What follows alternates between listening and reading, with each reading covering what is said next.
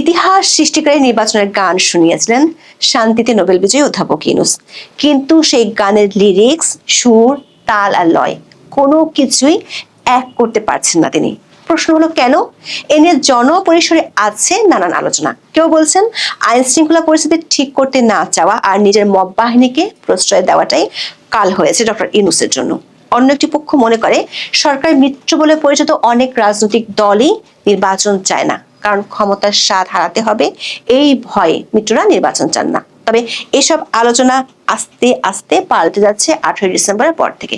18 December এক রাতে দুটি গণমাধ্যম চ্যানেল সহ একাধিক প্রতিষ্ঠানে হামলা, অগ্নিসংযোগ, ভারতীয় দূতাবাসে হামলার চেষ্টা, ময়মনসিংহে এক হিন্দু যুবককে পিটিয়ে ও পুড়িয়ে মারার ঘটনার পর সরকারের পক্ষের লোকজনের মুখেই শোনা যাচ্ছে নতুন কথা। তারা প্রকাশ্যে এসব মব সন্ত্রাসের জন্য সরকার একটি পক্ষ কিংবা গোটা সরকারকে দায়ী করেছেন।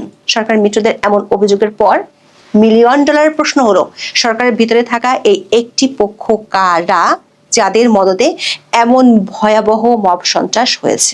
দর্শক, এর মধ্য দিয়ে 5 মাস আগে আলোচনায় আসা সরকারের ভিতরে থাকা আরেক সরকারের বিষয়টি আবারও আলোচনায় উঠে এলো। সূত্রগুলো বলছে, সরকারের মিত্ররা যাকে একটি পক্ষ বলে দাবি করছে, সরকারের ভিতরে সেই শক্তিশালী গ্রুপটি কিচেন ক্যাবিনেট বলেই পরিচিত। বিভিন্ন সময় এই কিচেন ক্যাবিনেটের সদস্য সংখ্যা সংযোজন, বিয়োজন হয়েছে।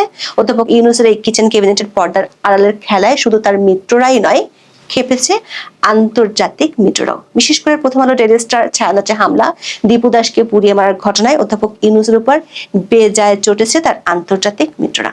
সংবাদ মাধ্যমে আক্রমণ, সংখ্যালঘুকে পিটিয়ে মারা আর সাংস্কৃতিক প্রতিষ্ঠানের হামলার ঘটনার পর যুক্তরাষ্ট্র থেকে জাতিসংঘ আর ইউরোপীয় ইউনিয়ন সবাই একযোগে অধ্যাপক ইউনূসের কাছে কড়া বার্তা পাঠিয়েছে।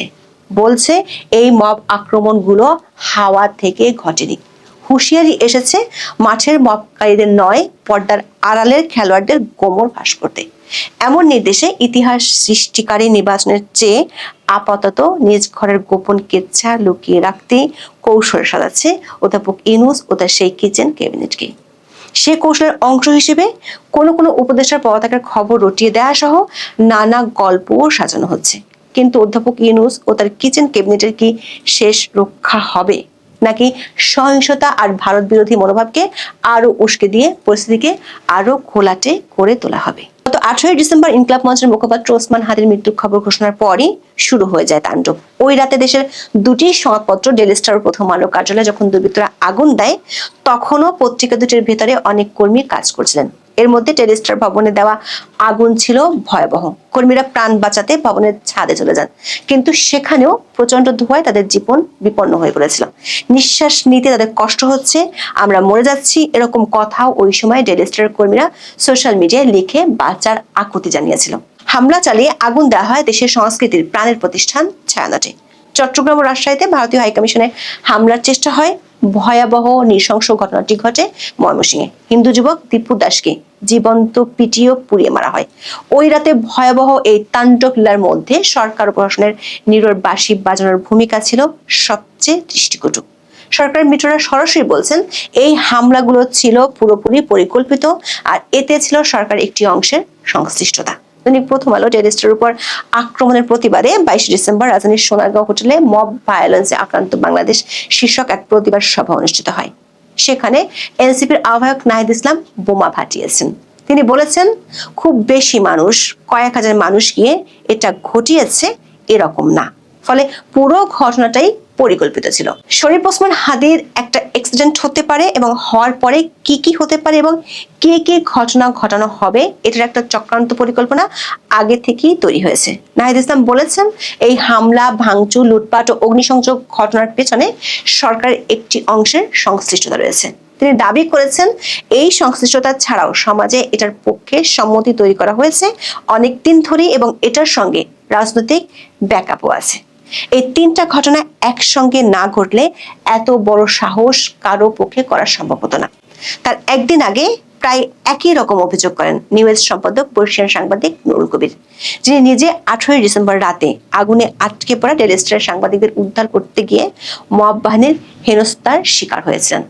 রোববার রাতে চ্যানেল 24-এ অনন্ত নৃশংসতা শিরোনামে মুক্তবাক অনুষ্ঠানে জনাব নুরুল কবির বলেছেন, সরকারের কোনো না কোনো অংশ কিংবা গোটা সরকার দ্য ডেইলি স্টার ও প্রথম আলোর উপর হামলার ঘটনা ঘটতে দিয়েছে।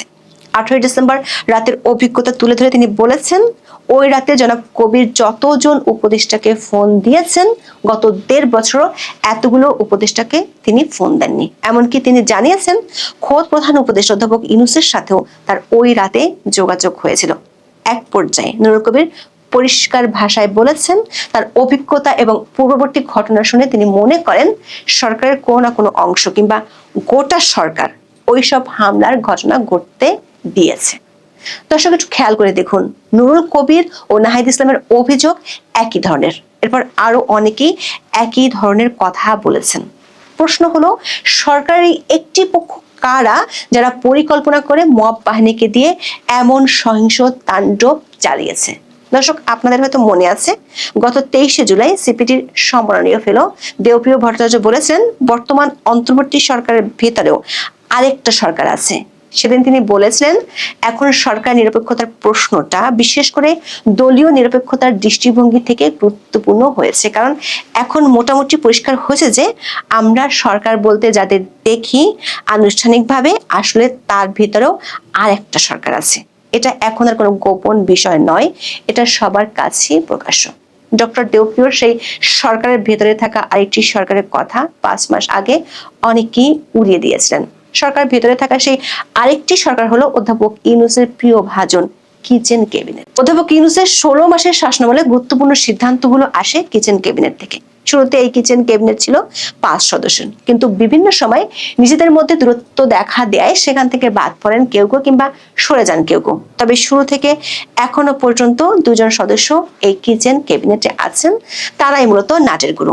সবশেষ তথ্য অনুযায়ী এখন এই কিচেন ক্যাবিনেটের সদস্য সংখ্যা 6 জন, যার মধ্যে 2 জন সরাসরি অধ্যাপক ইউনূসের উপদেষ্টা পরিষদের সদস্য নয়। একাধিক সূত্র বলছে, গত 16 মাসে বিভিন্ন সময় মব ভায়োলেন্স, হামলা ভাঙচুরের ঘটনার পর অধ্যাপক ইউনূসের দপ্তর থেকে একটা করে ঐতিহাসিক বিবৃতি আসতো। লোক দেখানোর খাতিরে কখনো কখনো 2-1জনকে গ্রেপ্তার করা হতো, কিন্তু নতুন তাণ্ডবের ভিড়ে পুরনো ঘটনা চাপা পড়ে যেত। কিন্তু প্রথম আলো, ডেইলি স্টার ও ছায়ানটের হামলা ও আগুন দেওয়ার পর ভিতরের অনেক কাহিনী ফাঁস করছেন সরকারের মিত্ররাই। নিউজ সম্পাদক নুরুল কবির বলেছেন, তিনি নিজে অধ্যাপক ইউনূসের সাথে যোগাযোগ করেছেন। টিভিতে, সামাজিক মাধ্যমে লাইভে দেখা যাচ্ছিল মব সন্ত্রাসীরা আইন শৃঙ্খলা বাহিনীকে হুমকি দিয়ে আটকে পড়া সাংবাদিকদের পুড়িয়ে মারতে চেয়েছিল। প্রশ্ন উঠেছে, অধ্যাপক ইউনূস জানার পরও পরদিন 2 সম্পাদককে ফোন করেছেন, এটুকু জানি আর একটি বিবৃতি দিয়ে শুধু দায়িত্ব সারতে চেয়েছিলেন। সূত্রগুলো বলছে, 19 ডিসেম্বর থেকে ঘটনার ভয়াবহতা আর সরকারের সেই পক্ষের বিরুদ্ধে সরকারের মিত্ররা সোচ্চার হতে থাকলে বিপাকে পড়ে যমুনার দপ্তর। এত ভয়াবহ ঘটনায় মামলা দায়ের করতে লেগেছে 3 দিন। লাইভে হামলা ও ভাঙচুরের ঘটনা দেখা গেলেও আসামিদের নাম যেন এজাহারে না আসে, সে চেষ্টায় প্রাথমিকভাবে সফল সরকারের সেই পক্ষটি।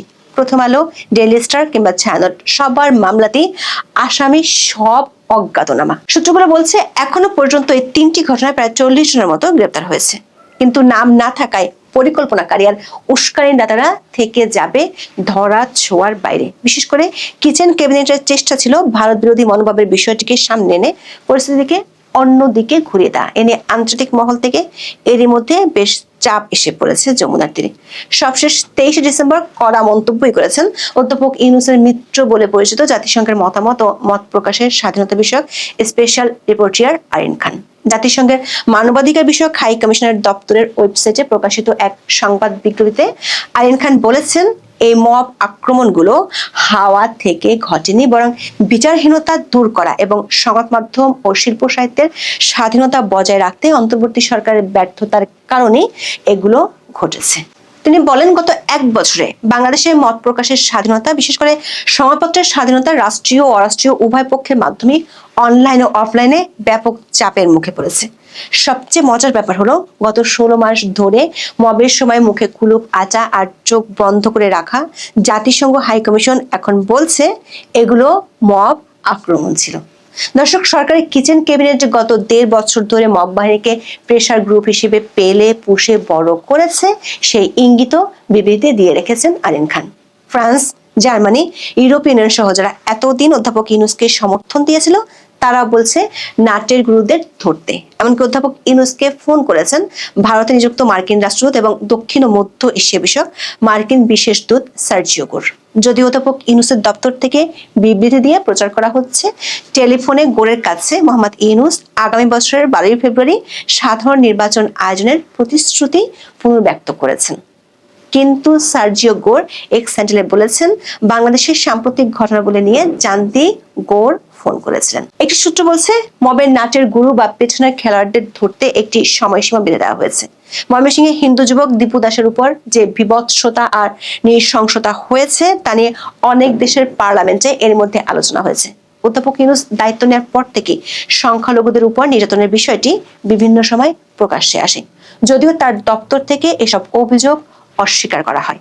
কিন্তু দীপু দাসের উপর হওয়া নৃশংস ঘটনার ভিডিও বিশ্বব্যাপী ছড়িয়ে পড়ার পর সরকারের উপর চাপ বাড়ছে। 23 ডিসেম্বর সরকারের শিক্ষা উপদেষ্টা ও সরকার সমর্থক কয়েকটি এনজিও দীপু দাসের বাড়িতে গিয়ে ড্যামেজ কন্ট্রোলের চেষ্টা করলেও এই ঘটনায় দৃশ্যমান রেজাল্ট চেয়েছে আন্তর্জাতিক কয়েকটি পক্ষ।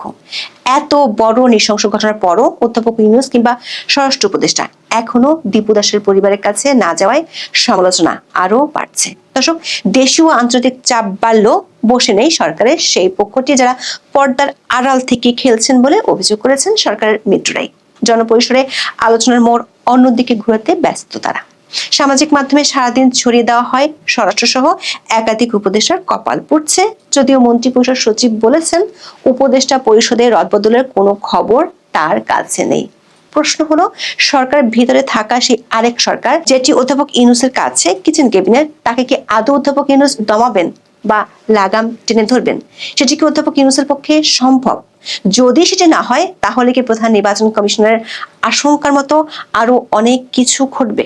প্রধান নির্বাচন commissioner AMM Nasir Uddin 23 December সকালে রাজধানীর আগারগাঁও নির্বাচন ভবনের অডিটোরিয়ামে ডিসিএসপি, বিভাগীয় কমিশনার ও আঞ্চলিক নির্বাচন কর্মকর্তাদের সঙ্গে মতবিনিময় সভায় ভয়ঙ্কর এক আশঙ্কার কথা বলেছেন।